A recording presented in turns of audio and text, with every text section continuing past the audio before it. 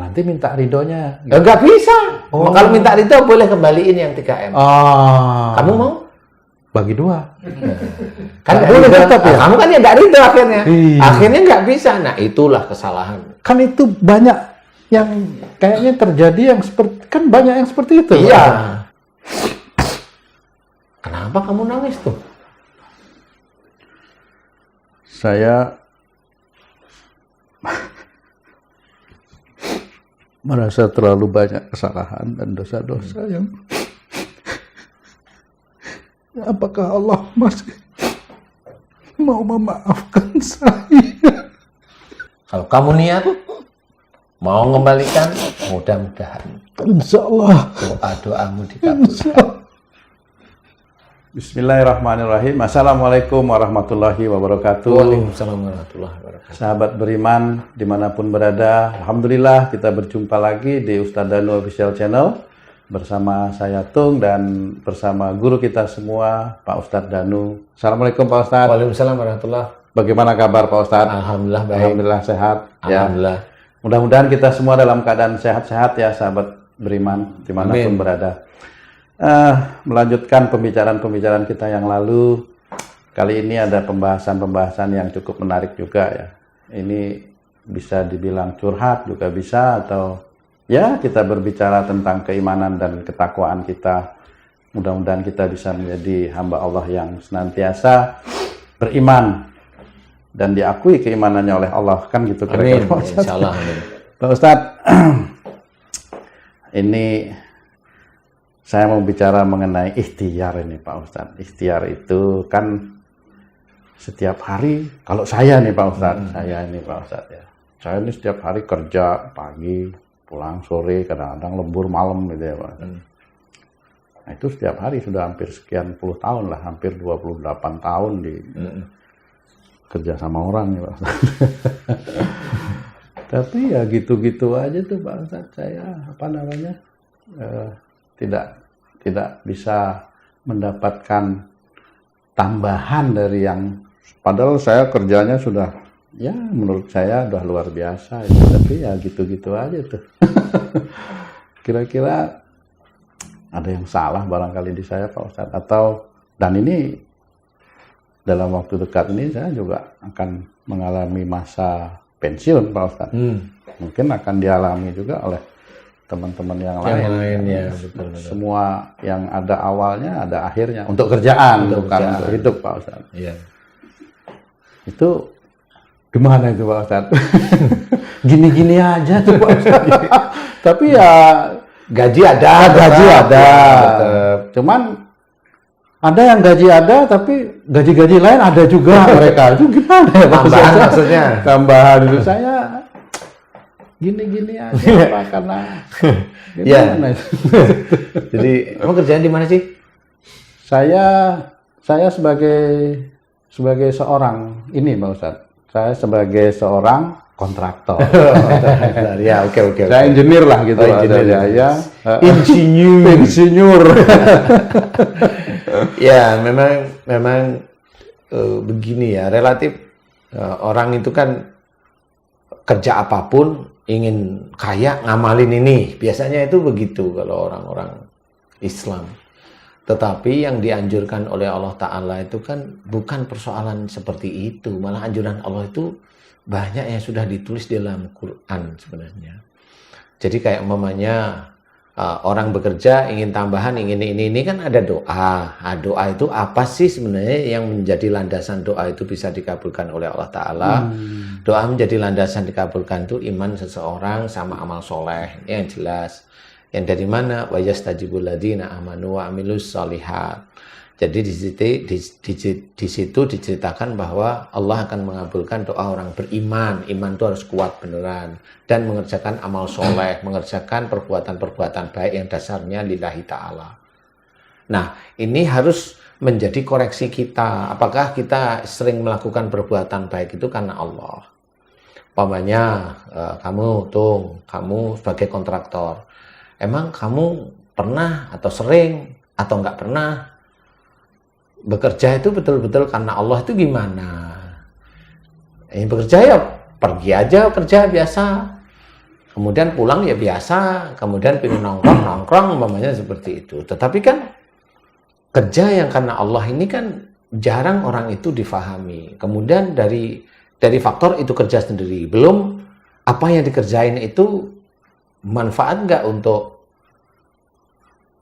untuk keimanan kamu sendiri atau teman-teman yang lain, untuk manfaat untuk masalah finansial di keluarga, ini kan sebenarnya bisa di-set. Nah, di dalam Quran, dalam surat Az-Zariyat ini kan diceritakan gini, wa fis sama'i rizqukum wa ma tu'adun. Jadi, di langit ada jalan rezekimu dan apa yang dijanjikan oleh Allah Ta'ala kepadamu. Jadi, sebenarnya di langit itu ada jalan rezeki kita semua, manusia itu ada. Dan bagaimana itu bisa kita ambil sebagai seorang muslim. Caranya mengambil rezeki, caranya mengambil jalan rezeki ini sampai kepada kita itu bukan dengan ngamalin sesuatu, enggak, tetapi ngikutin apa Allah perintahkan. Salah satunya innahum kanu qabla dzalika muhsinin. Sesungguhnya mereka di dunia selalu berbuat kebaikan. Nah, ini cara Allah. Allah itu menyuruh sebenarnya. Jadi orang-orang itu di dunia selalu berbuat kebaikan. Kemudian kita breakdown. Kalau di kontraktor breakdown itu kan tahu tuh. Di breakdown apa saja kebaikan. Kalau kita orang muslim, sholat itu harus dikerjakan. Puasa di bulan Ramadan. Apa di luar puasa bulan Ramadan yang sehari-hari bisa kita kerjakan? Baca Quran. Itu kan untuk diri kita. Nah, untuk yang menjadikan doa-doa kita itu bisa mudah diijabah oleh Allah Ta'ala, apa? Berbuat baik dengan orang tua. Nah, berbuat baik dengan orang tua itu di breakdown lagi. Yang mana? Paling tidak hormati orang tua. Dari kapan? Dari mulai akil balik. Sampai kapan? Sampai dewasanya kita. Satu. Yang berikutnya adalah cara bicara kita dengan orang tua. Kita tata. Sehingga itu menjadi perbuatan baik di hadapan Allah Ta'ala. Nah, kenapa kamu itu selalu ngomong lembut dengan orang tua? Allah menyuruh saya lemah lembut kepada orang tua saya. Nah, ini berarti paham dia. Kan gitu. Ada orang, kenapa kamu lemah lembut pada orang tua kamu? Karena saya kan masih minta orang tua. Nah, itu bukan karena Allah dia lemah lembutnya. Tapi sebagai umumnya sudah baik. Tapi di hadapan Allah belum tentu lemah lembut itu karena Allah, tetapi memang karena dia merasa masih dibiayai. Kemudian apalagi, jangan emosi, jangan marah pada orang tua, hormat, kemudian membantu orang tua, membantu kesulitan orang tua. Ini kan masuk sebenarnya perbuatan baik. Di rumah itu kalau pada waktu mudanya itu gimana? Di rumah itu di orang tua itu kan nggak ada yang bantu ya. Kita membantu terus-menerus. Apa aja itu dikerjakan terus-menerus karena Allah. Kalau memang masih muda, oke lah nggak apa-apa. Tapi kalau sudah mulai masa-masa umur-umur 20-an ke atas itu udah harus mulai belajar mengenal Allah istilahnya. Menurut saya ya. Nah, di titik itulah nanti Allah itu akan mengincar siapa yang betul-betul mau menurut perintah-perintah Allah. Kemudian apalagi kanu qalilan minal laili ma yahjaun. Jadi diceritakan bahwa orang yang menyedikitkan tidur di waktu malam ini datang pada taklim. Kenapa? Ya memang pada waktu malam ini biasanya Rasul itu memberikan nasihat-nasihat kebenaran dari Quran. Ngaji lah di tempat kita itu namanya ngaji. Silahkan datangi majelis yang memang baik. Jangan majelis-majelis yang hobinya fitnah orang, fitnah saudaranya. Jangan seperti itu memaki orang. Jangan seperti itu, rusak hati kita nanti. Rusak. Apa ya, itu kita harus paham. Oh, ini nggak boleh. Kalau Allah sudah bilang nggak boleh. Bukan berarti kita benci dengan yang hobinya merusak orang lain. Nggak usah benci, biasa saja. Kenapa harus biasa? Dia kan manusia juga, masih ada salah. Normal aja seperti itu harusnya. Nah, kita coba datengin taklim-taklim yang baik, yang bisa menggugah hati kita itu lebih dekat pada Allah Ta'ala. Kemudian bagaimana? Wabil asarihum yastaghfirun. Coba kita praktekkan bahwa di penghujung malam, ini maksudnya penghujung malam itu berarti kita itu menjalankan sholat sunnah tahajud. Atau sebelumnya itu qiyamul lail. Di mana di situ banyak-banyak mohon ampun. Loh, kenapa ya mohon ampun anjuran Allah Ta'ala? Allah itu sudah tahu bahwa manusia muslim rata-rata itu jarang namanya bersyukur. Bersyukur aja dulu itu sudah jarang. Ya, kalau sudah jarang bersyukur, jarang mohon ampun, apa yang dilakukan sehari-hari itu jarang mohon ampun. Dia memaki berjam-jam. Setiap hari memaki orang berjam-jam. Dia istighfar hanya berapa kali sih? pada Allah Ta'ala, itu kan sebenarnya bisa dilihat sebenarnya. Nah, kalau dia memaki berjam-jam, kemudian disebarkan di YouTube dan sebagainya, itu kan menjadi dosa jariah. Emang dia nggak sadar kalau itu dosa jariah? Seorang Muslim yang belajar taat pada Allah Ta'ala, tahu harusnya yang begitu itu dosa jariah. Harusnya tahu. Tapi kalau dia tidak tahu, ya memang hatinya dia itu dibutakan oleh Allah Ta'ala karena perilakunya dia sendiri. Karena dia merasa benar. Nah, titik-titik inilah titik-titik kita itu nanti rezeki itu akan diberikan oleh Allah Ta'ala. Jadi benar di titik itu. Nah, disinilah mulai. Gimana titik itu bisa muncul? Ya, oke, kita koreksi. Kamu atau siapapun saudara-saudara kita, masuk nggak kita itu di lainnya Allah, di jalurnya Allah itu masuk nggak? Nah, di situ baru kita ngerti. Waduh. Oh, berarti saya masih banyak kesalahan. Nah, makanya kalau banyak kesalahan di sini, Allah bagi orang-orang yang Muslim, Allah itu memang sebagian rezeki itu bisa aja tidak diberikan karena masih banyak yang dilanggar. Nah, inilah keinginan duniawi muncul mulai tanpa melihat akhiratnya. Sehingga keinginan duniawi, ingin punya mobil, ingin punya rumah, ingin macam-macam seperti itu. Nah, kalau umpamanya di masalah-masalah kontraktor dan sebagainya, atau siapapun, atau pegawai negeri, atau yang bisa mencetak proyek dan sebagainya, itu kan dekat sekali dengan uang sebenarnya. Dekat sekali dengan dapat uang namanya. Nah, ini kan bermain dia di situ. Bermain. Kemudian kalau teman-teman yang membangun gedung, teman-teman yang membangun jalan, teman-teman yang membangun apa sampai miliar, puluhan miliar, bahkan ratusan miliar, itu kan seperti makanan yang siap dia makan. Kalau sekian puluh miliar itu kan dihitung. Kalau saya itu ngambil satu kolom aja, belum balok nih, kolom aja diambil 2 tulangan atau 3 tulangan atau 4 tulangan. Itu kalau di total itu kan bunyi. Belum balok, belum campuran ini umpamanya. Jalan itu nanti umpamanya yang mau diboring itu di mana? Yang mau diboring itu sudah ditandai daerah sini. Nah, daerah sini itu ditebalnya sama seperti yang ingin diboring. Padahal yang lainnya tipis semua. Nah, ini kan permainan sebenarnya. Kalau layar jalan itu sekian persen, lah berapa miliar yang kena sebenarnya. Nah, kalau ini dikumpulkan bagi saudara-saudara kita yang seperti itu, uang itu memang dia itu secara duniawi dia dapat sekian miliar, sekian ratus juta, sekian miliar. Kalau proyeknya 1, sekian ratus juta. Kalau proyeknya 2, sekian miliar. Banyak seperti itulah. Itu dipergunakan untuk ngasih makan anak-anaknya, kasih makan istrinya atau suaminya. Bahkan kalau si orang ini itu saking kayanya ngasih makan anak ke cucunya sekalian, dibangunkan rumah. Rumah dari mana? Dari harta yang sekian miliar ini. Proyek apa aja. Nah, itu kan uang, bukan uang jerih payah. Uang yang saya minta sekian persen. Ini saya tanda tangan, saya minta sekian persen. Ini harusnya kita pikirkan. Yang begini ini, itulah yang dikatakan haram. Walaupun dia itu sholat, hartanya itu tetap haram.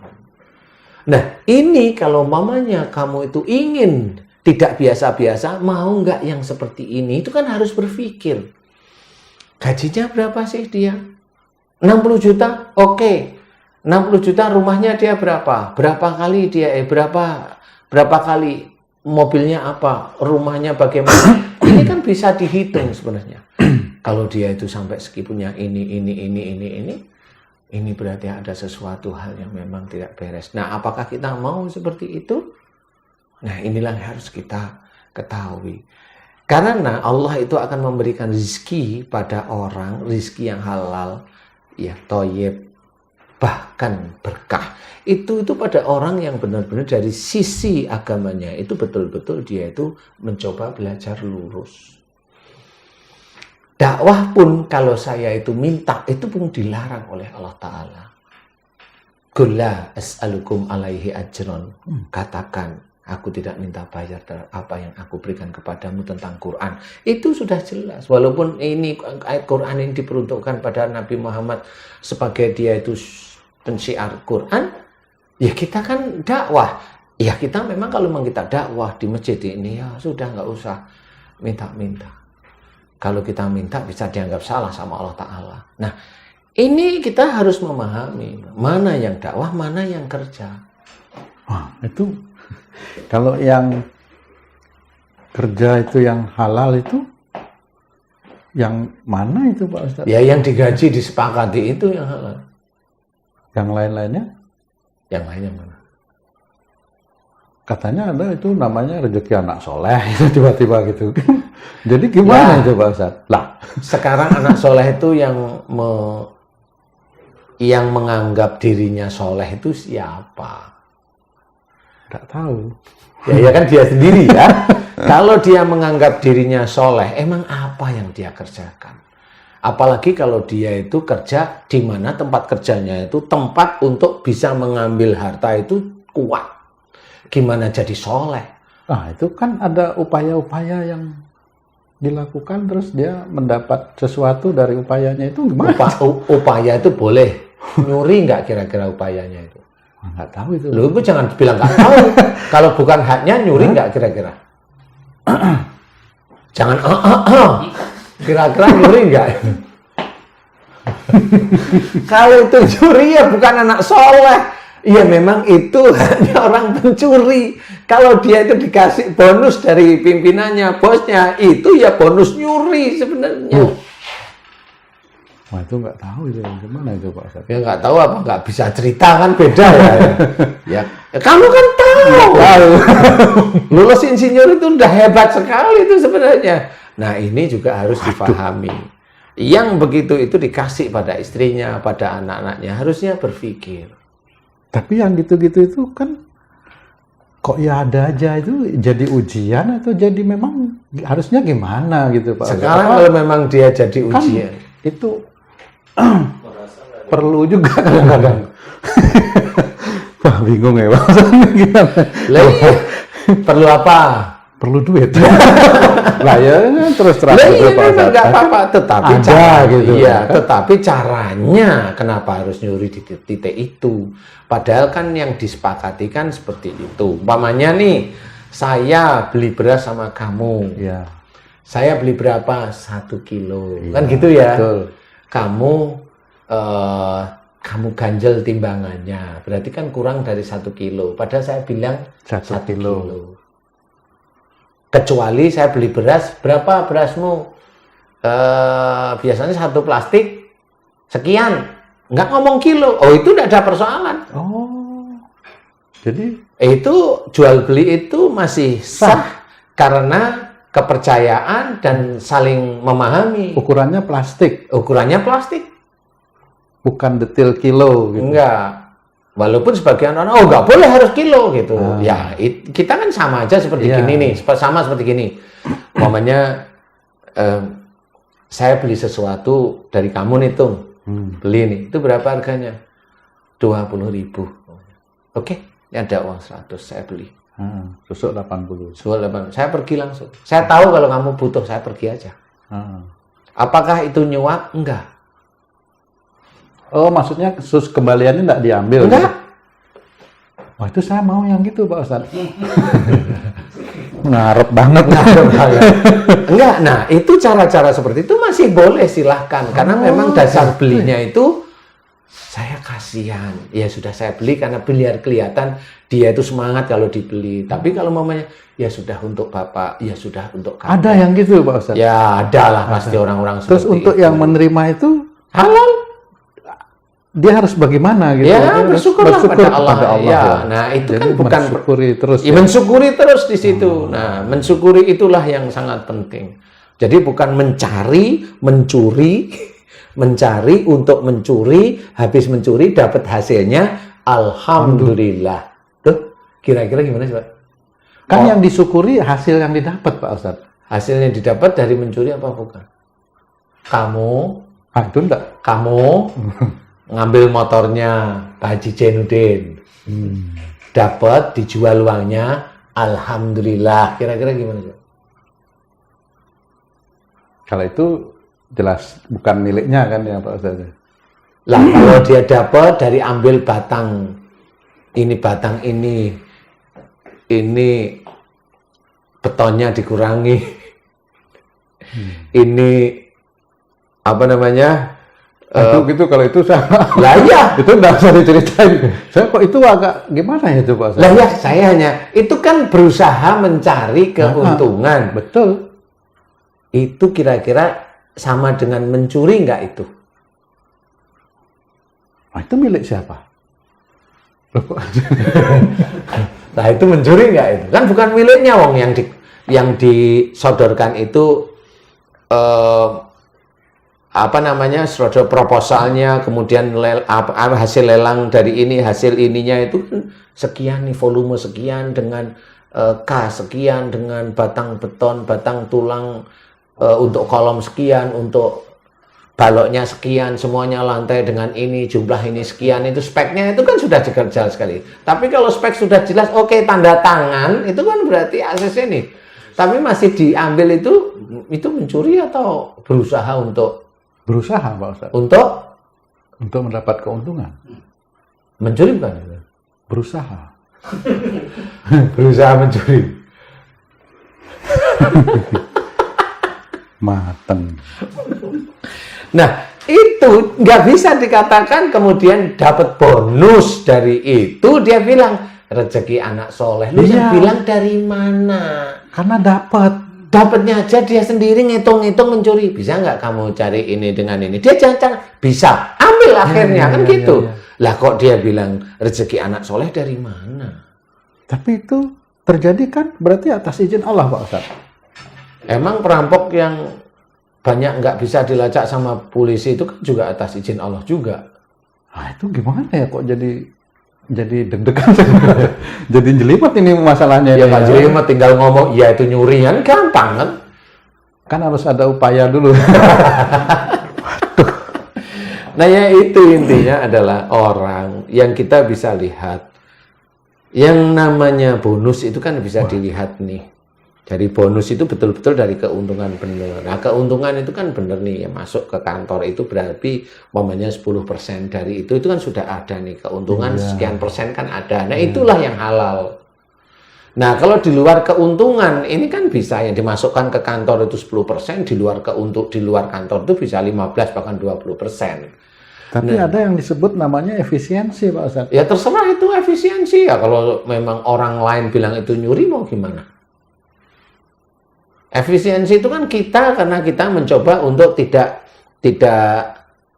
menginginkan yang kita tanda tanganin itu dikerjain semua. Kan menurut kita yang pinter, kita sebagai insinyur, oh itu masih kita bisa efisiensikan, ya, tulangnya bisa betul. Ini kan begitu. Iya. Itu mencuri bukan? Efisiensi. Mencuri bukan namanya. itu sama baju kamu pakai lepas. Kemudian saya lepas, saya pergi, itu kira-kira mencuri bukan? Kan kalau bisa, oh ya itu kan sama aja, itu kan bajumu itu. Kan saya ngambil aja, saya bilang efisiensi, biar kenapa? Efisiensi aja kan? Jadi gimana itu ya harusnya?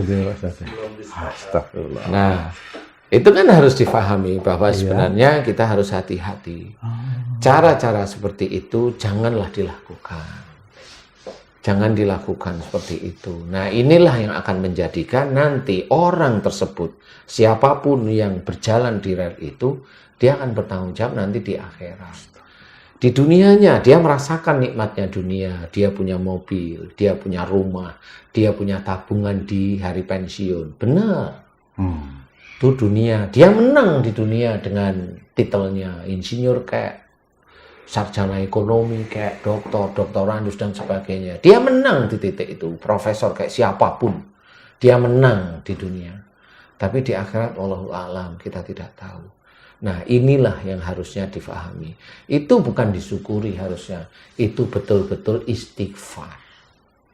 Walaupun itu disodakohkan atau ya nggak bisa jakatin gitu. Wong sama seperti saya ngambil dompetmu, tahu isinya dompetmu 5 juta, saya pakai 4 juta, masih 1 juta, saya hitung-hitung, saya 5 juta itu bayar zakat malnya sekian, kemudian dari 5 juta saya zakat malin. Ya nggak boleh yang seperti itu. Wong dari nyuri kok masih di zakat mali. Itu namanya membodohkan Allah, nggak boleh seperti itu. Itu membodohi Allah, nggak boleh. Kalau misalnya gini Pak Ustadz, saya punya teman dia mau jual rumah. Dia kasih harga, taruhlah, tolong dong jualin rumahku nih 10 misalnya gitu. 10 M. 10 ribu lah, 10 M ya. Terus saya bisa jualin rumah itu 15 gitu. Tapi saya bilang sama yang punya tetap 10. Nah itu yang 5 itu boleh Pak Ustadz? Itu ada beberapa hal kalau yang punya itu bilang begini, saya mintanya 10, terserah mau kamu jual berapa, terserah. Nah itu sah. Oh, berarti harus dipancing dia ngomong gitu ya Pak Ustadz? Ya, tetap. Nah kalau umpamanya dia tidak, kemudian orang yang beli ini tanya sama itu harganya berapa? 10 loh, kok dulunya bilang 15, gimana coba cari? Kan berarti ada yang didolimi di titik itu. Nah, itulah yang tidak boleh di dalam Islam itu. Ada yang didolimi. Gitu. Kalau kecuali 10 itu kamu beli, ya. Kamu jual 15 kan beda. Itu jadi jual milik beli sendiri dulu. Iya. Gitu. Kan beda. Kalau misalnya jualin 10, tapi saya ngomong, nanti dari 10, saya minta 1 ya, itu 1%, boleh? 1 miliar gitu. Kalau dia ikhlas nggak apa-apa. Oh, malah itu boleh. Boleh. Nah, saya minta 1 ya, boleh. Berarti saya berpikir, oh nanti saya kembalikan 9. Saya bisa jual 13. Saya dapat 4 akhirnya. Itu boleh nggak Pak? Nggak bisa kan, itu belum jadi milik, itu kan bukan rumahmu. Yang penting kan saya bayar ke yang punya 9 Pak Ustadz. Kan jual beli itu kan tidak seperti itu. Di titik itu bukan milikmu. Jadi kamu tidak berhak untuk menjadikan harga itu melebihi batas dari yang jual. Kalau kamu mau sebagai jasa, jadilah jasa. Jadi bukan sebagai pembeli. Karena kalau kamu mau jual 13, kamu dapat 1, nanti kamu itu kembalikan 9, sama. Iya. Pasti nanti Allah itu, kalau kamu doanya itu pingin jadi seorang yang soleh, pasti orang yang beli itu akan ketemu dengan orang yang jual. Dan yang 3 itu akan ketahuan. Akan ketahuan. Kan nggak ridho. Kalau nggak ridho itu uangmu halal apa haram? Halal apa haram? Nah kalau ketahuan ngomong nanti sama yang punya Pak. Lah halal apa haram? Kan dia tetap nggak akan ridho. Nanti minta ridhonya. Nggak bisa. Kalau minta ridho boleh kembaliin yang 3M. Oh. Kamu mau? Bagi 2. Kan boleh tetap ya? Kamu kan ya nggak ridho akhirnya. Iya. Akhirnya nggak bisa. Nah itulah kesalahan. Kan itu banyak yang kayaknya terjadi yang seperti, kan banyak yang seperti itu. Iya. Pak. Kecuali rumah itu kamu beli dulu boleh silahkan. Oh gitu. Kamu beli, ya sudah ini ada yang ini mau beli, saya beli 9, oke yang 1 buat saya. Nih uangnya 9. Selesai. Selesai dengan yang punya rumah, kemudian saya mau jual, mau 13 kayak mau 15, nggak apa-apa. Karena yang jual ikhlas dengan kamu. Betul, tidak ada yang terdolimi. Nggak ada yang terdolimi. Kembali ke masalah kerjaan itu Pak Ustadz. Jadi jadi harusnya gimana itu ya Pak Ustadz? Cara apa, karena saya kurang bersyukur atau karena memang yang dapatnya itu nggak tahu gimana itu Pak Ustadz? Kalau pekerjaan di titik-titik seperti itu memang titik-titik menakutkan. Iya. Pekerjaan di teman-teman sebagai kontraktor itu menakutkan sebenarnya. Karena gejolak untuk mengambil bukan hak itu kuat sekali. Walaupun dengan istilah-istilah efisien. Astagfirullah. Itu kan istilah bosnya aja yang bilang curi itu kan nggak mau dia ngomong. Di efisiensi bisa nggak? Ditekan lagi bisa nggak? Hitungannya masuk nggak? Masuk Pak. 1 lantai berapa? 1 lantai sekian. Dapat hampir 100 ini Pak. Kalau 1 lantai berapa? Ini 1 juta masuk Pak. Ini ada berapa? 7 lantai, 700 lah. Efisiensi. Kan gitu. Itu namanya hanya efisiensi. Ya, tapi bukan itu namanya. Karena yang disepakati berapa? Kan disepakati kan gitu sama. Disepakati itu kan sama jual beli, mirip aja. Yang disepakati itu sama seperti jual beli. Mau jual berapa? 10M. Oke, oke. Nah, kalau kamu sebagai jasa atau orang itu sebagai jasanya, ya boleh minta di situ. Mintanya berapa? 10% dapat jasanya. Tapi kalau dari 10% ini minta lebih karena ingin mengambil yang lain, nah itu tadi yang tidak boleh. Cuma kalau membangun itu kan yang diambil uang orang tertentu atau uang negara barangkali ya. Nah ini kan sama aja itu.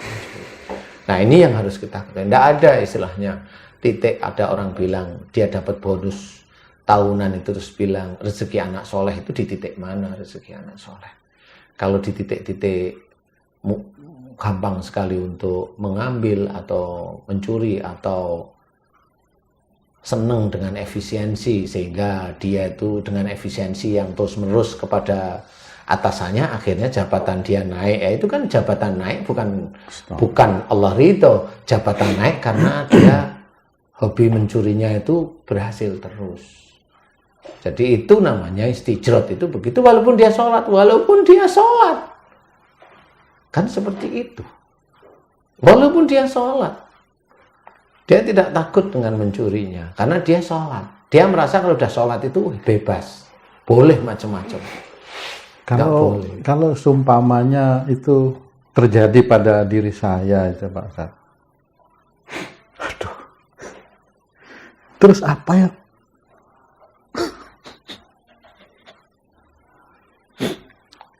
Apa yang harus saya lakukan? Kalau memang uang itu dapat dari yang seperti itu, orang yang betul-betul belajar taat pada Allah Ta'ala itu dia kembalikan semuanya, tapi dengan jumlah dulu seperti yang pernah dia pakai.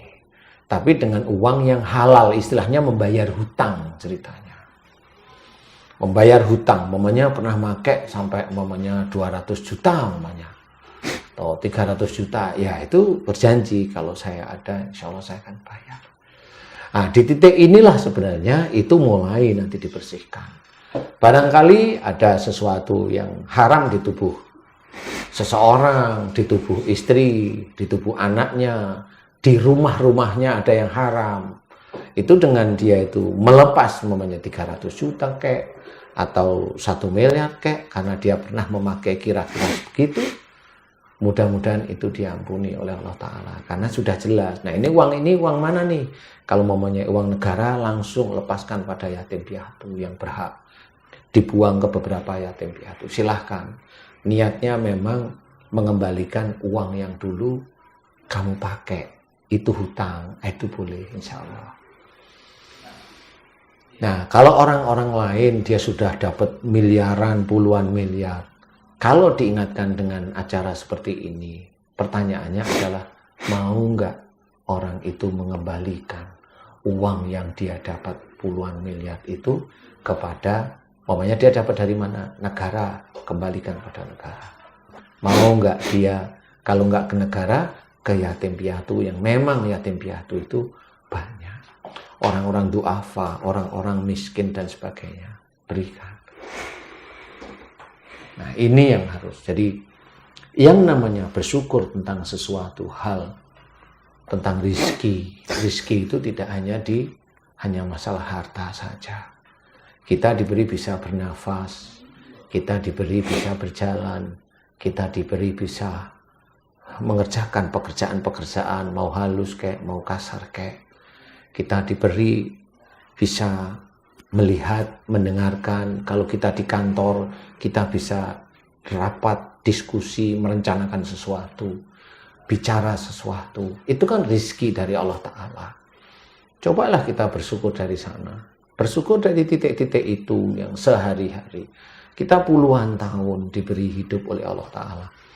Kayaknya jarang orang muslim itu bersyukur tentang kakinya yang sudah melangkah setiap hari melakukan kegiatan, tangannya yang mengerjakan sesuatu. Itu kan jarang sekali disyukuri.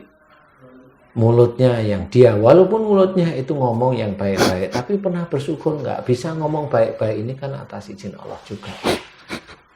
Makanya kita juga otak kita pergunakan untuk berpikir.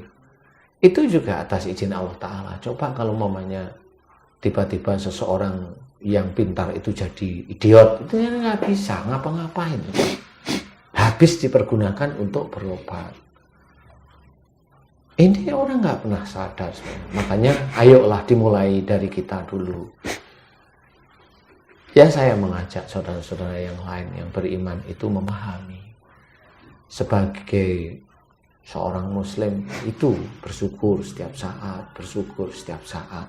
Walaupun kita mensyukuri gerak kita, tubuh kita, itu belum ada hasil dari secara finansial, memang belum sebanding, nggak usah takut. Tetap aja di situ, karena memang itulah yang nanti yang berguna di akhirat.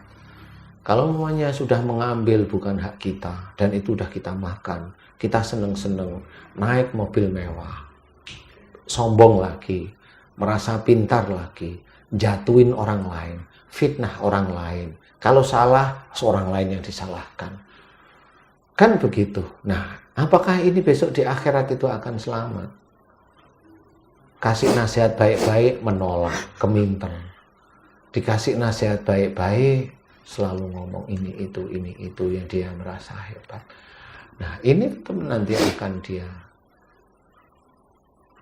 dia bawa sampai ke akhirat. Dia sudah banyak menolak ayat-ayat Allah. Mencuri dilarang.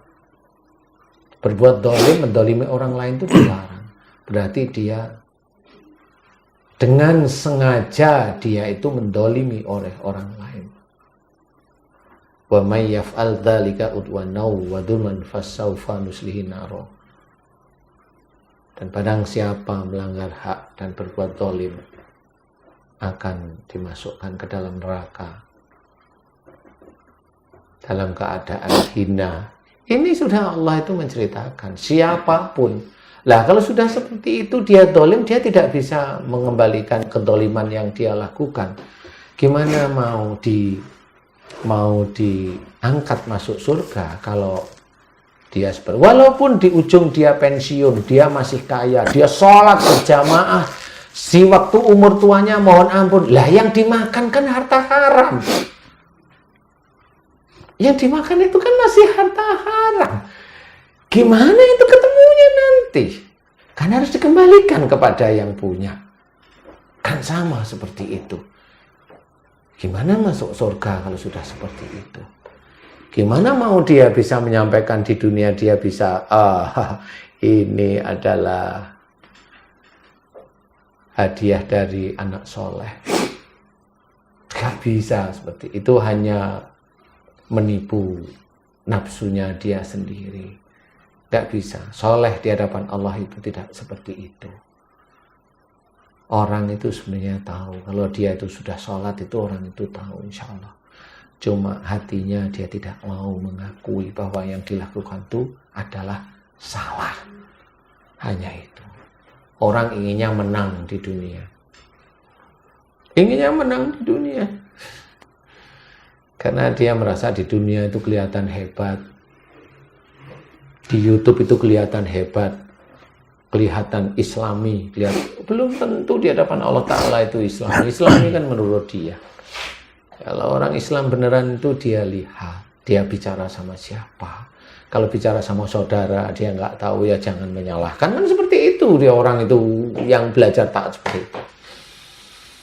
Makanya kalau memang ada yang kamu kerjakan tuh sesuatu di mana kamu itu atau siapapun teman-teman yang beriman pernah, kembalikan pada yang berhak.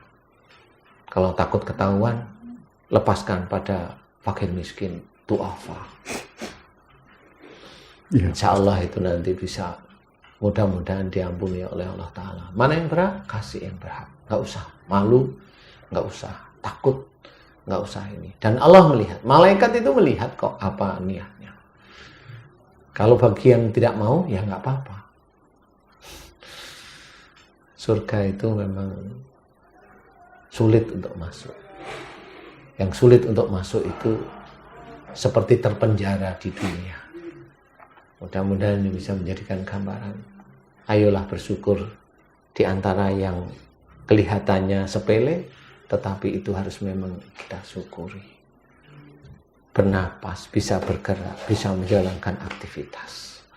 Tidak semua yang kita kerjakan itu bisa berbuah finansial, bisa berbuah uang, belum tentu.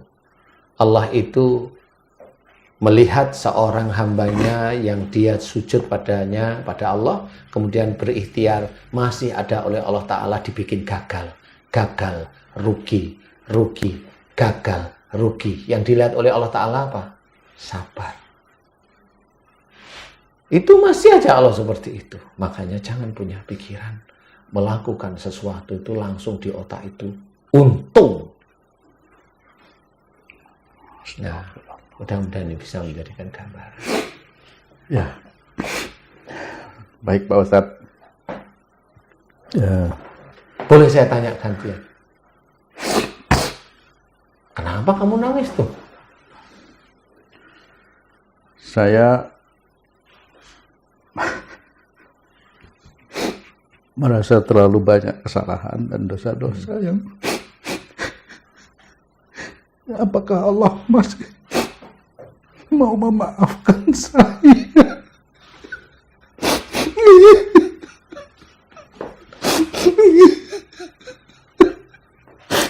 Tolong Pak Ustadz.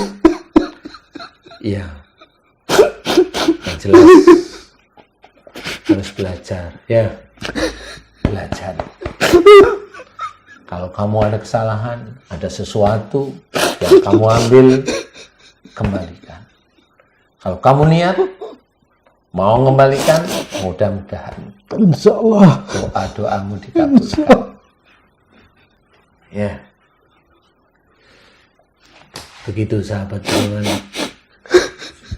memang sulit sekali untuk belajar taat pada Allah Ta'ala. Tetapi kita harus memahami yang kita cari itu akhirat, surga, bukan kesenangan duniawi. Kalau kita ada kesalahan, ayo mohon ampun. Kalau kita sering berujar tidak baik, berkata kasar, ayo mohon ampun. Minta maaf sama yang kita kasari. Kalau kita berhutang, kembalikan uang. Jangan sampai suatu ketika ajal menjemput, tidak akan pernah bisa membayar. Itu sangat bahaya. Kalau sudah ajal menjemput, tidak akan kembali ke dunia lagi. Marilah kita memahami, memang sulit taat pada Allah Ta'ala. Mudah-mudahan ini bisa manfaat. Begitu sahabat beriman. Mudah-mudahan kita ngomong sekelumit, cukup 2 kelumit ini bisa ingat kepada Allah Ta'ala. Apa yang kita kerjakan terdahulu, ayo kita kembalikan pada Allah Ta'ala. Mudah-mudahan kayak umpamanya Pak Tung, ini niat saya akan mencoba mengembalikan. Siapa tahu Allah saya ngerti. Niat beneran. Malah apa yang diinginkan, kali rumahnya Pak Tung bisa terjual, alhamdulillah bisa untung, bisa mengembalikan ke fakir miskin yang memang berhak. Ke janda-janda miskin, tapi janda-janda yang umurnya 60 ke atas. Bukan janda yang anaknya 1, umurnya baru 2 tahun. Harus kita pahami. Mudah-mudahan ini sangat manfaat, khususnya bagi diri saya sendiri, karena saya masih fakir ilmu. Terima kasih, saudaraku beriman. Assalamualaikum warahmatullahi wabarakatuh. Waalaikumsalam. Terima kasih Mas.